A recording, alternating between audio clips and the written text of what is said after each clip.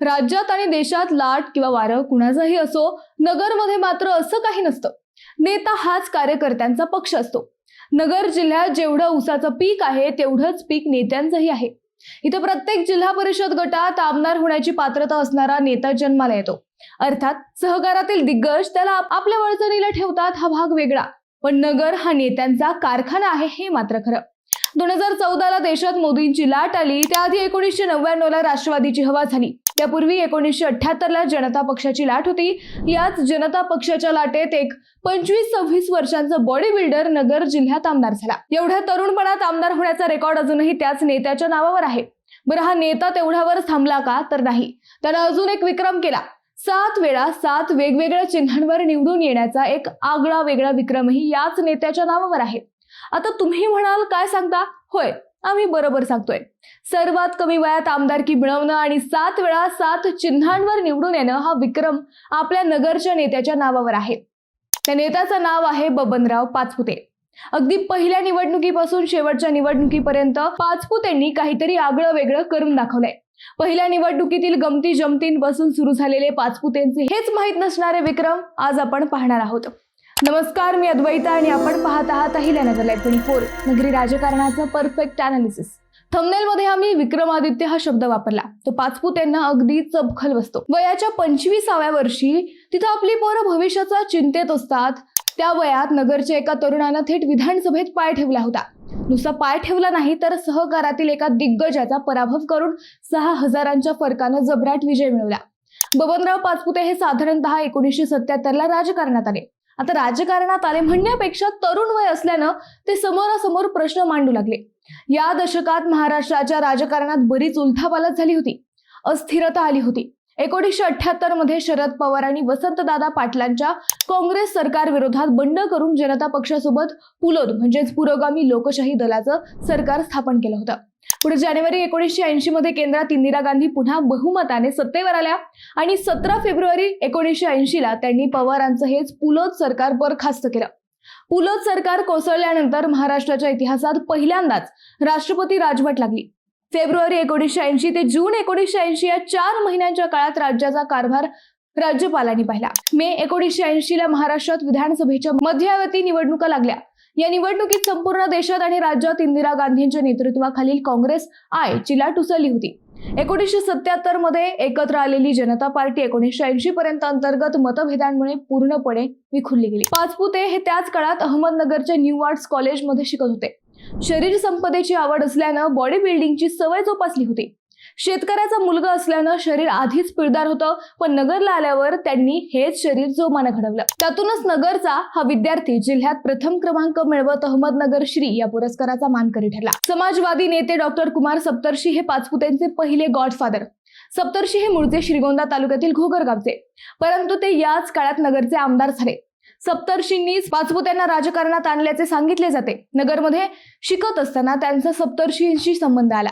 त्यातूनच ते राजकारणात आले. 1 जानेवारी 1977ला बबनरावांनी राजकारणाचा श्री गणेशा केला. जनता पार्टीची शाखा स्थापन केली. 1977ला पंचायत समिती सदस्य बनले. 1979ला गावात शेतकरी संघटनेची स्थापना केली. पहिल्यांदा सांगितल्याप्रमाणे 1980च्या निवडणुकीत ते जनता पक्षाकडून लढले, परंतु जनता दलाचे चिन्ह गोठवल्यानं त्यांना छत्री हे चिन्ह मिळालं. विरोधात होते तालुक्यातील ज्येष्ठ नेते व विद्यमान आमदार शिवाजीराव नागवडे.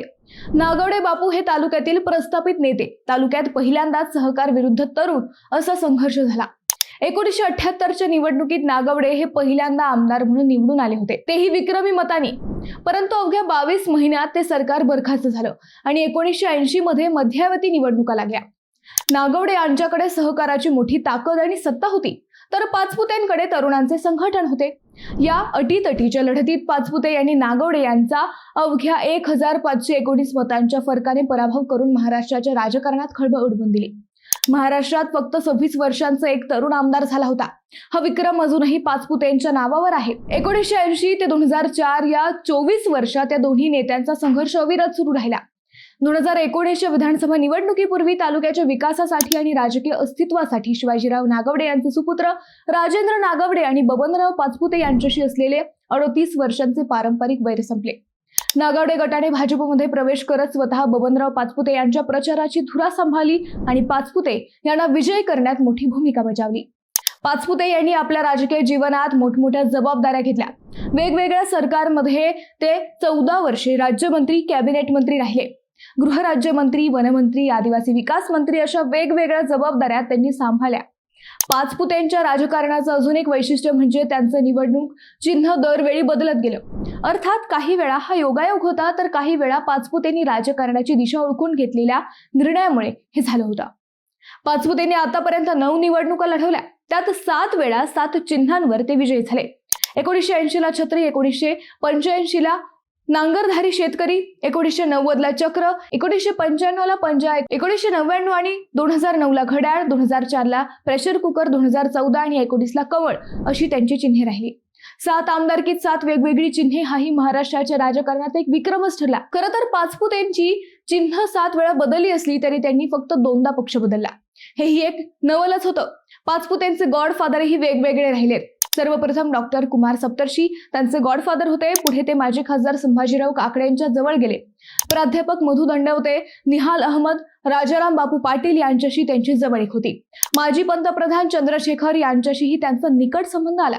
1991 मध्ये 9 आमदारांसह त्यांनी जनता दलाला खिंडार पाडले. वेगळा गट स्थापन केला व काठावर बहुमत असलेल्या सुधाकर नाईकांचे सरकार तारले. त्याची बक्षिसी म्हणून पाचपुते प्रथमच राज्यमंत्री झाले.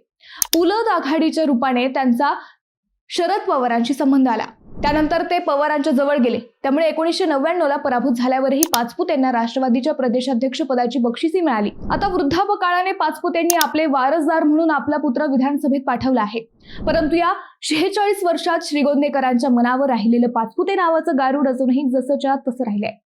मित्रांनो, तुम्हाला हा विषय कसा वाटला हे आम्हाला कमेंट करून नक्की कळवा. शिवाय व्हिडिओ आवडला असेल तर चॅनलला सबस्क्राईब करून व्हिडिओला लाईक करायला विसरू नका. पुन्हा भेटू नव्या विषयावर. तोपर्यंत धन्यवाद.